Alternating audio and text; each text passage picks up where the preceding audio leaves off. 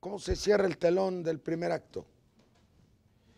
Bueno, el telón del primer acto se cierra con la crisis bancaria de 94-95. Pero ¿verdad? ¿qué pasa entre 88-89, que empiezan las privatizaciones en serio, y la crisis bancaria?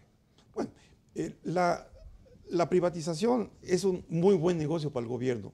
A los banqueros se les paga 500 millones de dólares de indemnización y se vende la banca en 20 veces más, 10,000 millones de dólares. O sea, esa privatización inicialmente es un gran negocio para el gobierno. ¿Y para qué usó ese dinero el gobierno? Una victoria pírrica por la siguiente consecuencia. La siguiente consecuencia de esa reprivatización, junto con la liberalización y regulación financiera y la burbuja crediticia que se da en forma explosiva, más eventualmente la devaluación cambiaria, esto acaba finalmente en la crisis bancaria. ¿Tú cómo ves ese tránsito desde la privatización hasta la crisis bancaria de 94? ¿Por qué se produce? Bueno, la privatización. Son 5 años. La privatización se hizo con dinero de aire, se hizo con saliva. La gran parte, algunos banqueros pagaron con su dinero en efectivo, en efecto, 10,000 millones de dólares. Pero parte de esos 10,000 millones de dólares fueron de aire. Porque Ahí está la burbuja especulativa. Porque los banqueros, los compradores, tomaron prestado de algún otro banco y con ese préstamo pagaron las acciones del banco que compraban. La economía casino. Y las bicicletas, así se llamó. Dejando esas acciones en garantía por el crédito que habían pedido. Bicicletas porque iban pidiendo prestado y otro iba... Así es. Como tenían que recuperar ese dinero, entonces se pusieron a prestar con muy poco profesionalismo, porque para entonces la banca ya se había vaciado de los banqueros profesionales. Inflaron el crédito. Que conocían el mercado de crédito. Estos se dedicaron a prestar a lo que encontraran y entonces se generó una gran burbuja de crédito sin sostén económico. Al mismo tiempo ocurrió una cosa muy importante que se pasa luego por desapercibida, que fue que se empezó a abrir la economía. Exacto, pero se abre desde la Madrid. Sí. Pero toma fuerza en el año 89. Y cuando la economía se abre, pues muchas empresas que no enfrentan correctamente la competencia externa quiebran. Y entonces hay una ola de quebrantos en el sistema bancario y cada vez que se abre una economía... ¿Quiebran los bancos o quiebran las empresas? Quiebran las empresas, pero dejan de pagar su crédito al banco y entonces los bancos acumulan una cartera vencida simplemente como un fenómeno natural de la apertura económica. Son criminales de cuello blanco, perdóname que te diga, para que la gente nos entienda, y que están jugando con el dinero de la nación, Así es, con el crédito de la nación. Seguimos entonces con que hay una burbuja de crédito con una gran cartera vencida y un problema macroeconómico. La macroeconomía está mal manejada, se deja que el peso se sobrevalúe, el país no crece, hay un gran déficit de un país que entra al comercio exterior y que no maneja la paridad como un instrumento de exportación es un país suicida. Exactamente. Entonces todo es decir, si tú sobrevaluas el peso, fomentas la importación y desalientas la exportación. Exactamente. Entonces todo esto termina en una gran explosión en el año 94 y ese es consecuencia en parte de la burbuja crediticia de la banca reprivatizada y consecuencia del mal manejo macroeconómico de Carlos Salinas. Rogelio ha metido el tema TLC. Yo viví esto desde NAFTA, desde el Senado. Tengo no menos de 80 o 70 intervenciones sobre estos temas que no voy a sacar ahorita, pero están dichos en su tiempo. Salinas trató de dar una impresión de auge en el país para favorecer la negociación del NAFTA, que es 90-94. Nosotros nos quejamos de la inflación, de un sector nuevo de la economía para acabar de rematar todas las empresas públicas. Nosotros estuvimos en contra de que se facilitara el crédito, una especie de bonanza crediticia que iba a tener consecuencias terribles para el país, y se ocultaron los fenómenos negativos. ¿Tú estarías de acuerdo que el elemento NAFTA contó en esto? Bueno, mira, sí hubo algunos elementos. Bueno, el elemento NAFTA jugó un papel junto con otros. Sí hubo una auténtica euforia, la euforia precede cualquier crisis. Es decir, hay una situación de gran optimismo, de optimismo desbordado.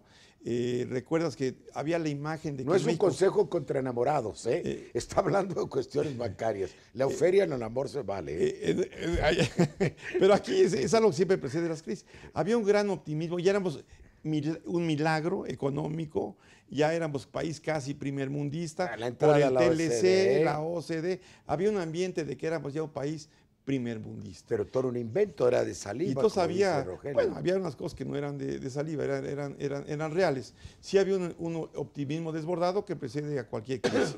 Yo agrego un elemento importante. No se había montado un sistema regulatorio bancario y un sistema de supervisión bancaria que pudiera cuidar este proceso como está pasando actualmente en la crisis mundial. Eso no existía. Y sí, efectivamente, dentro de esta ya el dogma económico se abrió la cuenta de capital. Yo creo que se utilizó un dogma porque no eran ingenuos y no eran precisamente dogmáticos, ¿no es cierto? Sea un hombre pragmático, habilidoso, como acaba de decir Fidel Castro de Salinas, se hizo en favor de grandes negocios. Es un proyecto político de trasladar el poder del Estado hacia afuera y desde ahí controlar al Estado después. Hay mala fe, no hay ortodoxia. Hay el uso de la ortodoxia con propuestos políticos bastante perversos, esa es mi opinión. Pero sí el uso de una nueva moda económica, que era abrir la economía comercialmente, abrir la economía en la cuenta de capital y liberalizar y desregular el sistema financiero. Sí había esa moda que se utilizó. Como quienes aprovecharon la moda de la minifalda para dedicarse a la prostitución, por decir algo. Bueno, si hubiera sido realmente 100% ortodoxo, no hubiera salido tan mal. Eso es correcto. Porque la ortodoxia es simplemente eso, ortodoxia. No es corrupción, no es un plan deliberado de debilitar al Estado o de hacer grandes negocios en el ocultamiento. Simplemente es ortodoxia. Entonces, si hubiera sido realmente ortodoxo, hubiera habido una gran supervisión bancaria, los compradores de los bancos hubieran pagado en efectivo y no con préstamos. No con la bicicleta. Y por supuesto, si hubiera habido una gran ortodoxia, no se hubiera rescatado a las personas que cometieron errores, como en el propósito o bajo el paraguas de estar rescatando al sistema bancario, ¿verdad? ¿Y hubo muchos que quebraron en estos o vino después? Bueno, ya con esta enorme burbuja crediticia, para ponerle en cifras, el crédito como porcentaje de la economía aumentó en pocos años de 10% del producto a 40% del producto. Se pasó de una economía real a una economía ficticia. Ese es el doble del crédito. Especulativa. Es el doble de lo que la banca da como crédito al sector privado actualmente. O sea, fue en poco tiempo una gran burbuja crediticia. Con esa burbuja crediticia sí le dieron crédito a muchas empresas que no tenían la capacidad de sobrevivir, en parte por la apertura Ahí ya comercial. se parece a la crisis actual. Ya en 93, Miami, ya en 93 la cartera vencida estaba aumentando. Y en 93, antes ¿Qué eran de la los bonos devaluación, de tesorería pagaderos en dólares? Bueno, ese fue uno de los grandes errores. Pero ya fue la puntilla. Eso fue en 94, ese fue ya puntilla, puntilla. ¿no? En 94, cuando ya comienza a ver por los eventos, los asesinatos políticos y demás, comienza a haber ya mucha turbulencia de carácter político y incertidumbres y demás. En 94 se ocurre la idea de vamos a sacar unos bonos, los bonos indizados al dólar. Eso significa instrumentos en pesos, pero en la práctica dolarizados. Entonces, se emiten del orden de los 30,000 millones de dólares, es muy importante en la crisis posterior. 30 y tantos mil millones de dólares de bonos indizados. Entonces, esto nos da una enorme vulnerabilidad cuando hay eventualmente una devaluación, bueno, pues, si simplemente estamos incapaces de pagar la deuda. ¿Y por qué le echa la culpa a Salinas, a Zedillo? Tuve algo que ver en eso porque estábamos en las negociaciones justamente cuando matan. Primero hay la sublevación, para ponerlo en hechos, de los zapatistas el 1 de enero de 1994, lo que crea una situación muy tensa. Nos llaman, yo era presidente del PRD entonces, para hacer una negociación electoral. Y a los 3 meses, el asesinato, ya se nos olvidó el impacto que tuvo, del candidato del PRI a la presidencia, Luis Donaldo Colosio. Eso genera un malestar, una incertidumbre en el país, entonces se trata de tapar con una ola de dinero y para mí esa es la causa real de la crisis del 94. ¿Tú no lo ves así? Sí, lo que Salinas le quiere echar la culpa a Zedillo es porque le entregó una bomba y la bomba no explotó hasta que Zedillo se la llevó a su coche, ¿verdad? Y entonces dice, te explotó a ti. Y entonces a eso es a lo que le llama el error de diciembre, porque la devaluación en efecto ocurrió en diciembre del 94. Y se la aventó, y entonces, porque además el paso fue muy desaseado. Así es. Estalló antes de lo previsto. Así es. Se la aventó al coche.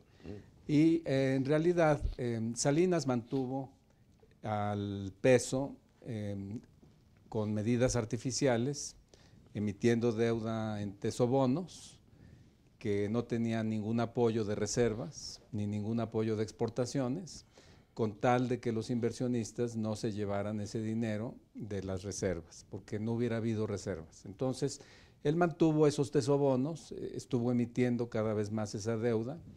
Quienes compraban esa deuda sabían que el siguiente presidente de México se las tenía que reconocer en dólares. Y por eso Zedillo recibió la bomba, porque no solamente le explotó la devaluación, sino tuvo que reconocer esa deuda.